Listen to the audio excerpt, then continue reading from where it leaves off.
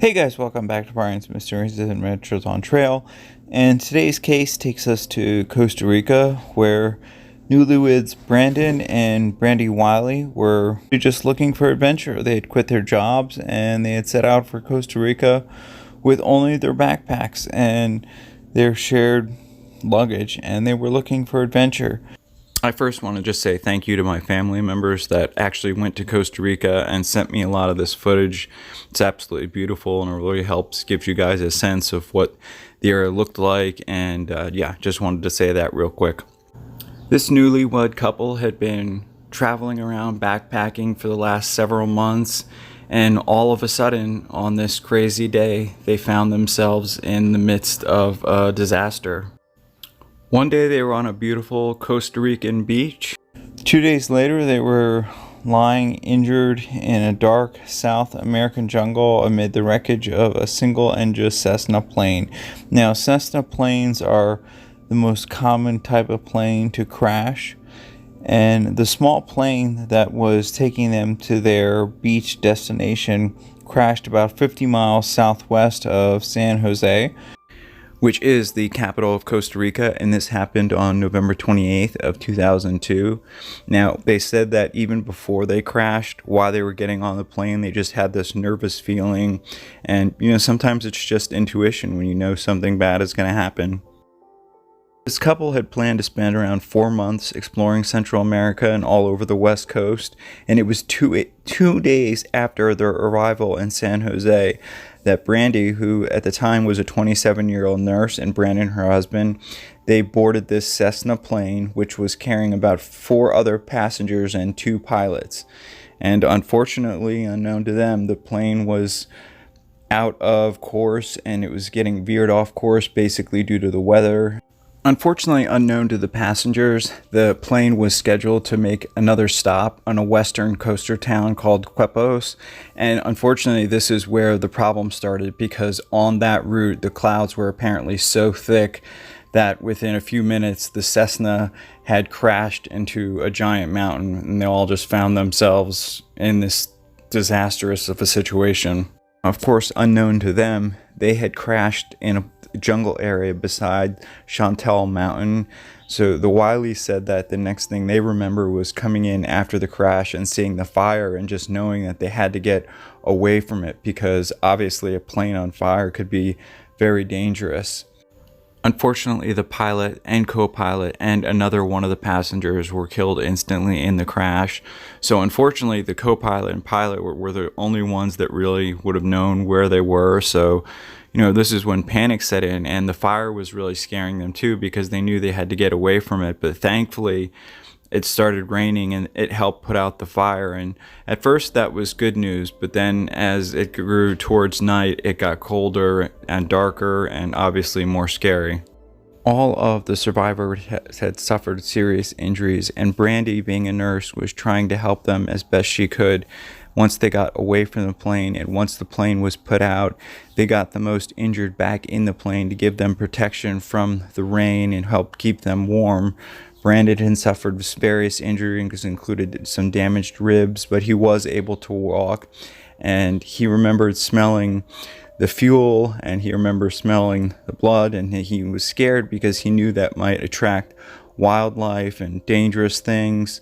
And they also found the other 2 seriously injured Americans, Michael and a Costa Rican man named Alvarado. So frustrating was when the plane had crashed, their emergency beacon had failed. However, there were search helicopters out looking for them, and at one point a search helicopter literally flew right above where the plane had crashed, and they were trying to get its attention, yelling and screaming. But when you're looking at from the air at a jungle canopy, it's almost impossible to see something without heat signature or flare. And so they were yelling and screaming, but of course the helicopter couldn't see them and just flew right over. I mean, how devastating. Can you imagine? You think that you're going to be rescued, and then just you hear those helicopter blades flying and off into the distance.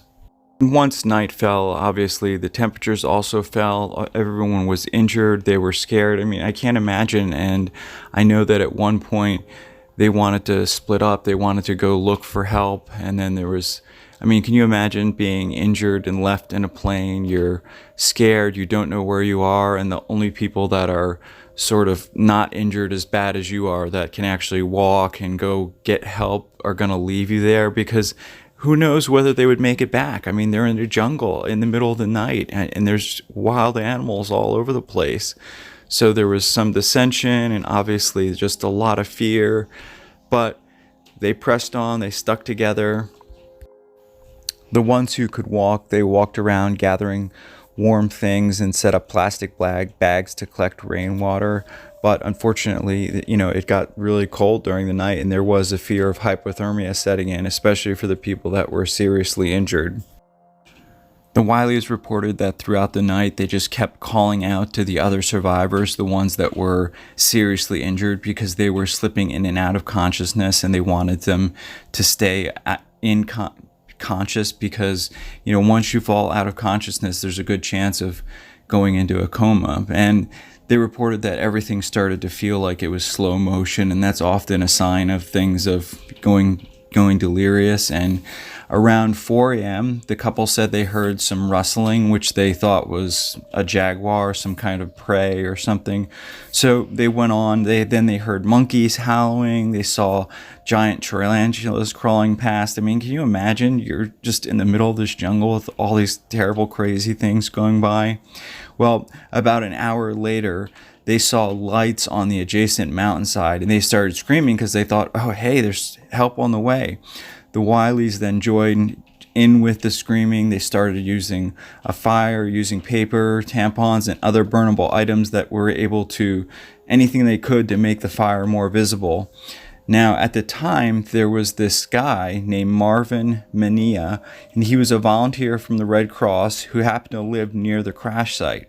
After he had heard about the crash the night before, his wife begged him not to go out on a search until daylight, but prior to the crash, he had had this dream about someone hanging upside down, and he'd said he could wait no longer. So he went out for the search before dawn, and he said he was convinced he could find the downed plane since he knew the area so well.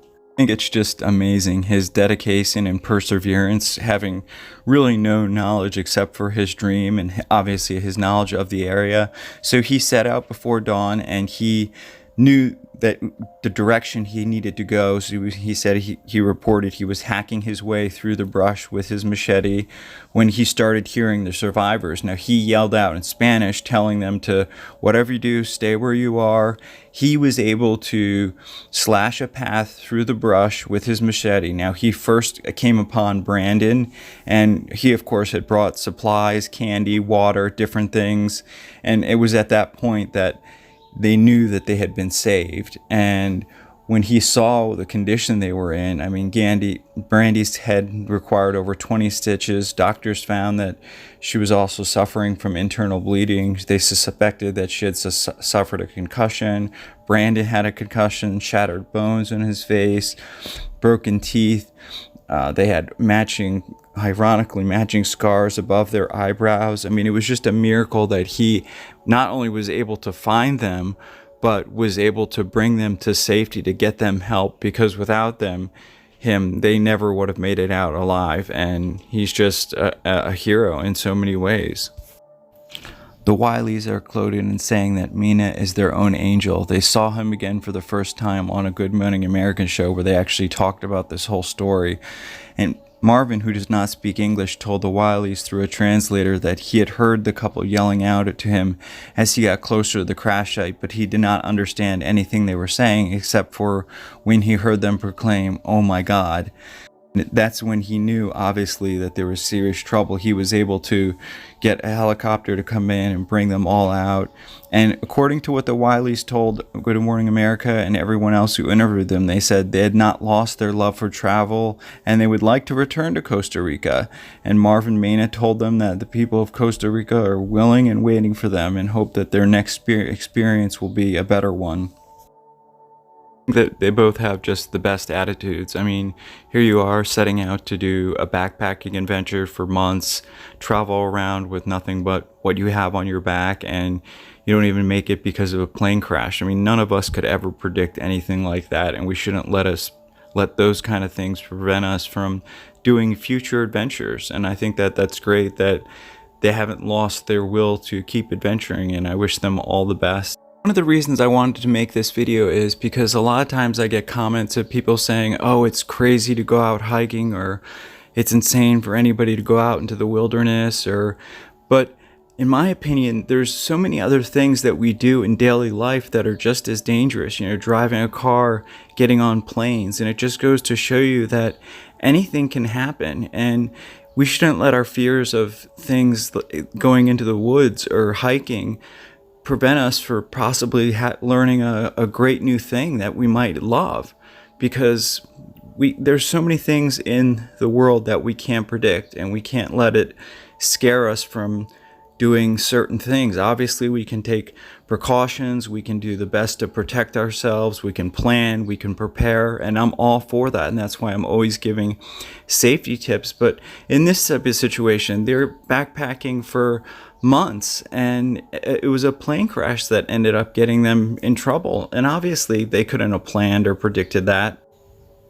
I'm just so happy that they were able to make it out alive. Obviously, it's a tragedy for the two pilots and the other person that didn't make it, and that's going to happen in plane crashes. I mean, these plane crashes are terrible things, and I still wish that we could figure out a way to protect people better from if a plane does crash, but hopefully one day they'll come up with a technology for that, and hopefully it'll be something that protects us all.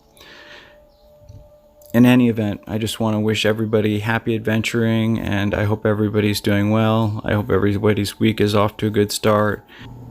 I want to thank you all for watching, as always, and as always, I look forward to all your comments, and I will see everybody in the next one. Take care. Special thank you to co.ag for providing the background music, and for all those that have ordered calendars or have sent me money for ones that in the past, and I know they've been delayed. All those calendars have been sent out, and if you're still interested in one, I'll have that information in the description, and thank you again for all your support. I'll see you in the next one. And as always, if you have any case suggestions for me, or comments or feedback, please leave me a comment. I'm always interested in hearing what you guys have to say. I look forward to your comments, and I do try and reply to as many as possible, and thank you very much. And I wanted to just wish everybody a happy Women's History Month. And one of the people women in history that I've always admired and thought was just an amazing person is Clara Barton. And if you don't know who she is, she's the founder of the American Red Cross. And if you read about her, just the things she did and was able to come up to, she's just an amazing, amazing woman.